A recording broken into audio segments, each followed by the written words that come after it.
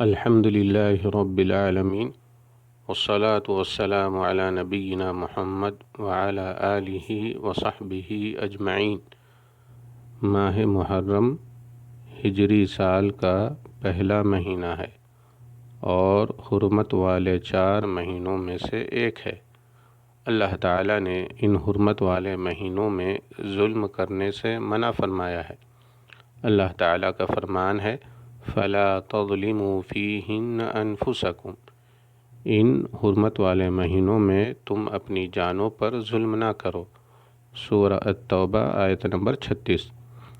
ظلم تو سال کے 12 مہینوں میں منع ہے، لیکن ان 4 مہینوں کی عزت اور حرمت کی وجہ سے اللہ تعالیٰ نے خاص طور پر ان میں اپنی جانوں پر ظلم کرنے سے منع فرمایا ہے۔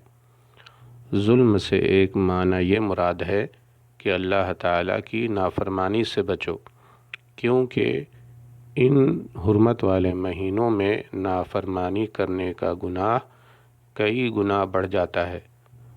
سال بھر میں عموماً اور ان 4 مہینوں میں خصوصاً اللہ تعالیٰ کی نافرمانی سے اجتناب کرنا چاہیے اور گناہوں سے دامن پاک رکھنا چاہیے، کیونکہ گناہوں اور نافرمانیوں کی وجہ سے دل زنگ آلود ہو جاتا ہے۔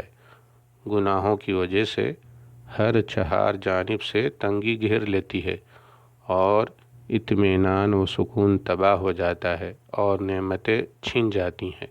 اللہ تعالیٰ کا فرمان ہے وَمَنْ أَعْرَضَ عَنْ ذِكْرِي فَإِنَّ لَهُ مَعِيشَةً ضَنْكًا، اور جو میری یاد سے روگردانی کرے گا اس کی زندگی تنگی میں رہے گی۔